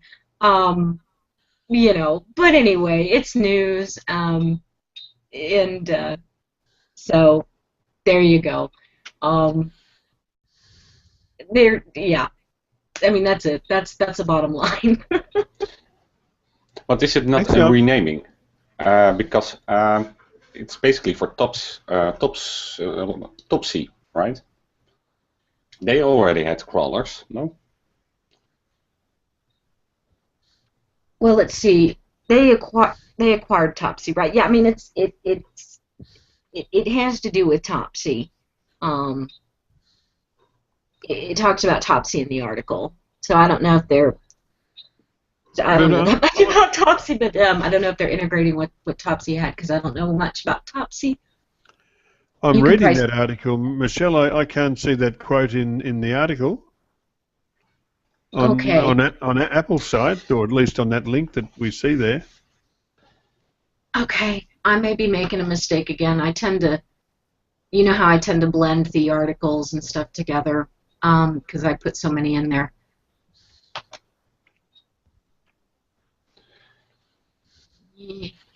It didn't sound like an Apple statement. Hold on. Where is it? Did you click on the link? Find it. I'm on the other laptop because I can't open a secondary window. I've got to get that other. Where is it? Okay. Well, you know what? I'll double back on that. That is low priority news. And what I will do is I will update it with additional information based upon what I find in the article. And if I have made a mistake or if I have misquoted, I will update it. How about that? It actually came from a website called appleinsider.com. Did I do that?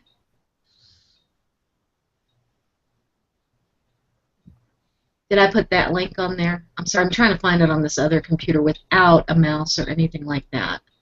I've gone too far. Where is it?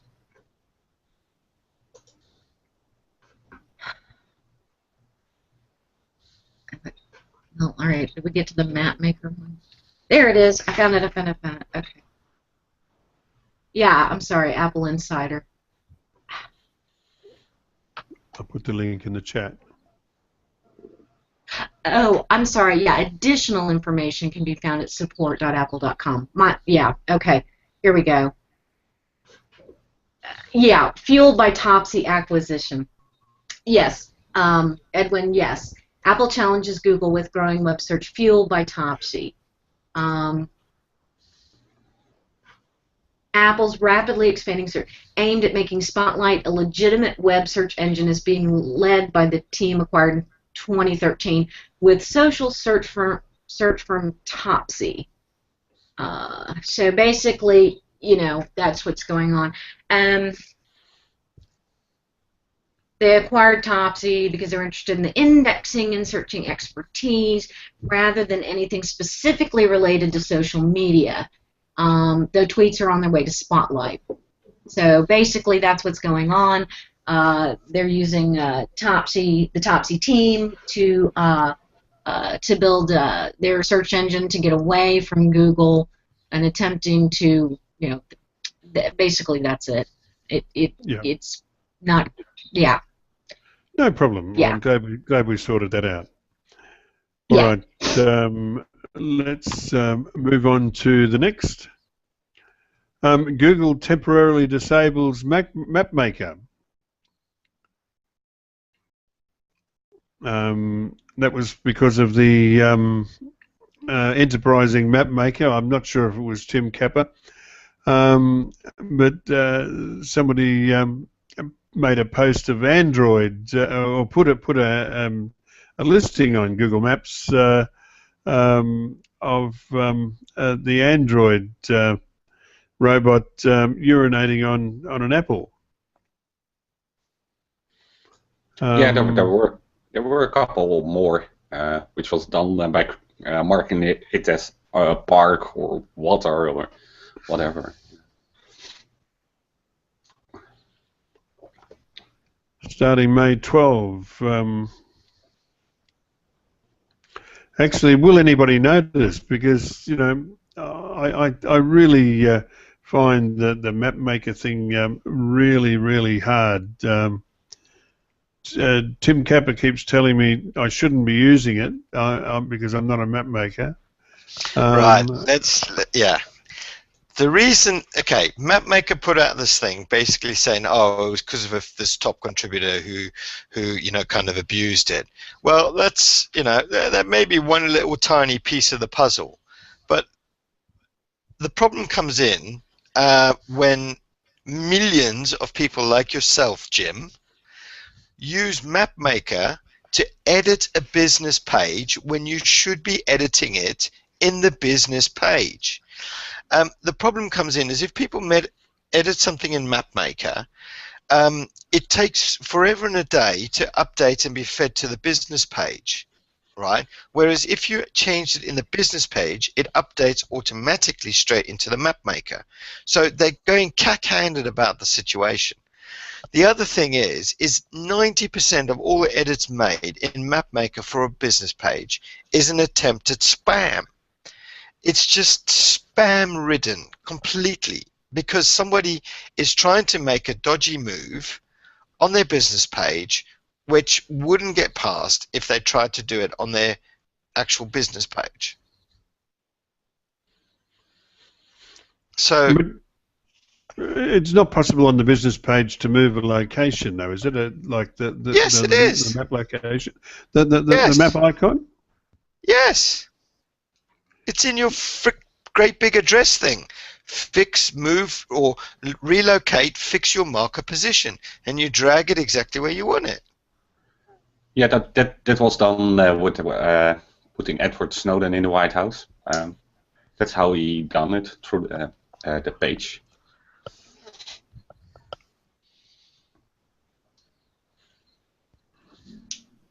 What? He never used MapMaker. For to create that Edward Snowden thing in the White House. Mm. He used he used the page, Google Business page, that's not a map maker. Yeah, well, this is why the whole thing saying, oh, because of some people. Well, bullshit. They never used even MapMaker to do that. The point is, I mean, literally, I don't think people understand. Google is drowning in spam. I mean, literally drowning. I've got, for example, I reported to the spam team. At that time, it was minuscule. It was a florist who has basically been going into MapMaker, changing business page URLs to their floristry business. At the time when I reported it, a couple months back, there was 10. Last week when this whole thing came out, because I wanted to go and check it, obviously it's still in a queue to be dealt with by the spam team, but this guy's up to 683 pages now. Obviously he won't be able to carry on now because they've suspended MapMaker. But, you know, I mean, literally they are drowning in spam. Drowning. It's to do with Snowden and blah blah blah. That's just like, oh, they need an excuse to say, hey guys, they saying, well, you know, it was the whole authority and the community spirit and blah blah blah blah blah. Bullshit. They are drowning, literally drowning in spam. Now, not wanting to get onto my high horse at any point in time, but they should have sorted this shit out 2 years ago. When I pulled my little Google London stunt to show them the vulnerability. But you know, we've been going on for years about, listen, it's an absolute, you should not be able to make any changes in MapMaker about a business location, period. MapMaker is for rivers and trees and buildings and swamps and you know, cow herds in Texas. It shouldn't be anything. You know, you should not be able to, and we've been saying it for years and years and years. And if Google actually listened to the people that use these products day in and day out, they would have actually realized this and saved themselves a massive problem. Anyway, coming back from my high horse, it's spam they are just drowning, and they need to catch up on the spam, and hopefully they will actually realize that no business pages should ever be able to be changed in MapMaker. It should be roads, streets, outlines of buildings, new developments, trees, rivers, dams, swamps, post boxes, bus stops. That's what it should be for. Yeah. So, Jim, they have banned people like you from making changes. All right. Okay. I've made a mental note.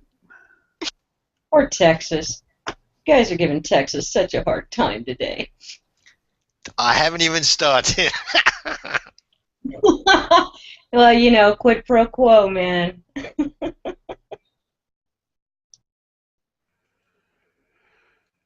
All right. Okay. Let's move on to the next. And thank you for that, Tim. I found it most enlightening. Bing adds boxes to search results to highlight popular page. Michelle, you said you were able to replicate this in Chrome and Firefox. They also had another post where Bing Yeah, was showing can you put the question up on the 10 screen? site links. Sorry, go ahead. Can you put the question up on the screen? Yeah, sure. I will. Thanks. There we are. Okay, let me give it a second to come up. I've got some lag here.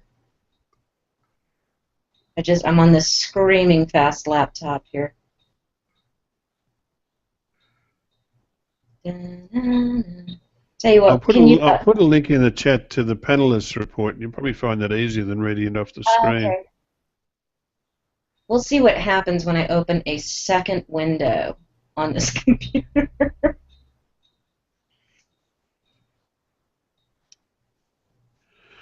Try that one. Thanks.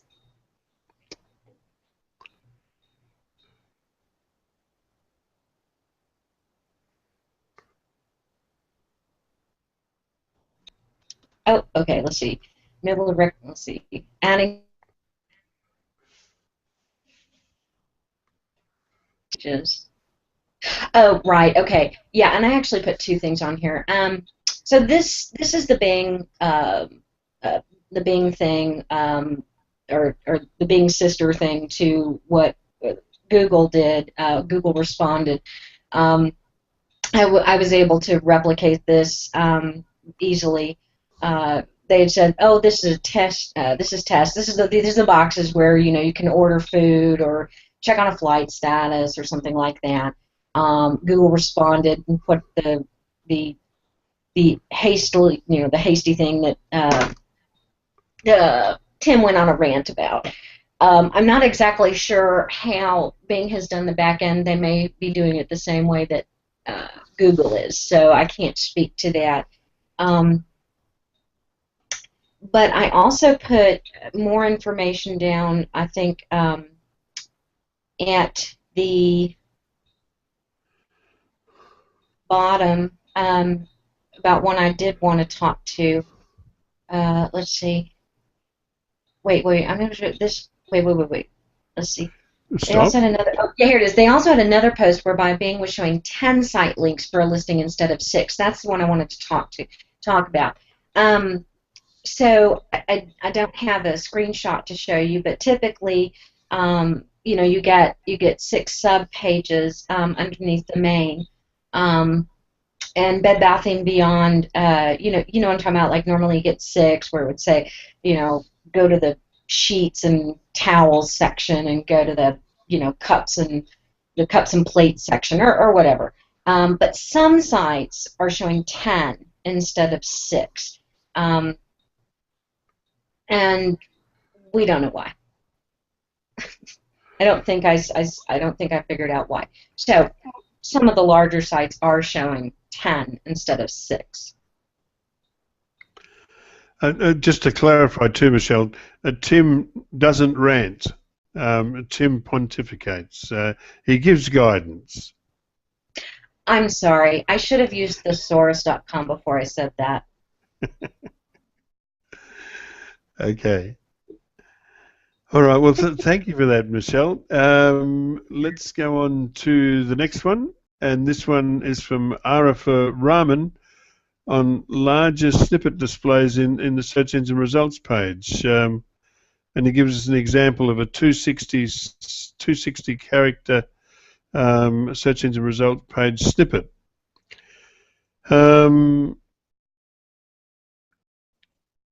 Okay. I think we can cross-link here to the question in the dumb SEO questions community, because Micah pretty much answered that one. No? Yep, that's fair enough. Okay, so would you add that link to the community, Edwin? Sure. Yep. Okay.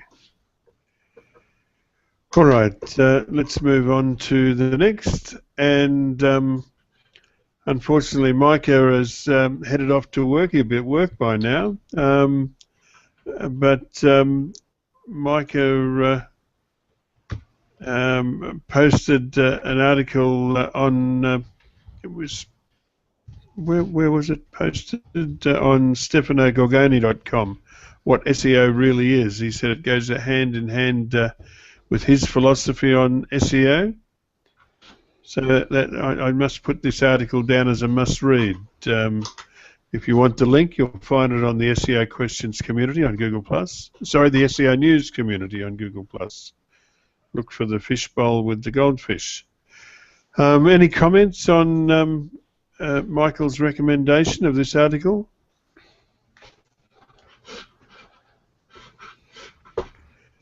Anybody read this article? Yeah, I read the article, but more or less scanned through it. It was a little bit late when I read it. And all that stuff from Michelle, it's insane.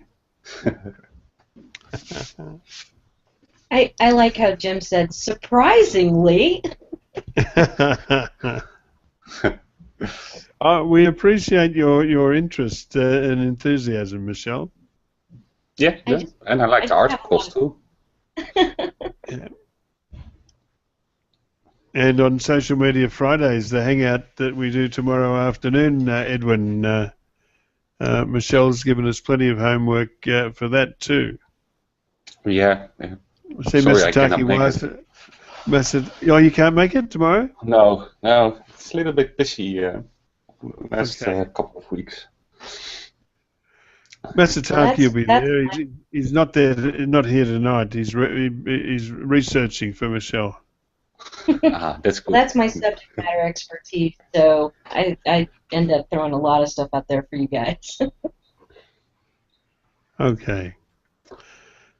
And our next and last, it's probably a bit late to ring up. It's 1:10 a.m. here in Australia. Probably a bit late to ring Dan or Alistair. But apparently Dan did a great presentation at SMX in Sydney.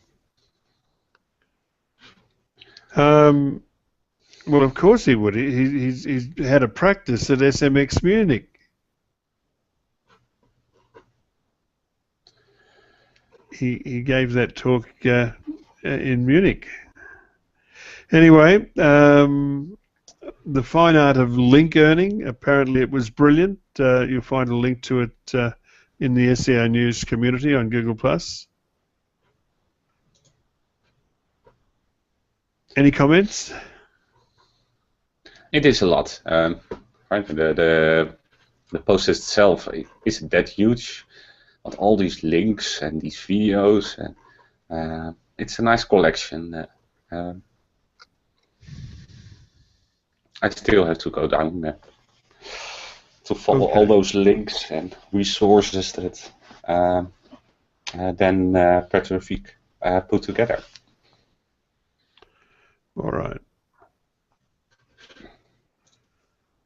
And it's that time again. We've answered all of the questions and covered all of the news items. If you're still watching us, I can see we still have viewers. We thank you most sincerely for your interest. Your participation makes what we do worthwhile, and we're very grateful for that. I'll put a link to this hangout in the SEO Questions community on the event, which you'll find at the top of the community, and it'll be a link straight into this hangout. We'll be going off the air now, but we would like to have a chat with you. So feel free to join us. And we'll be back at the same time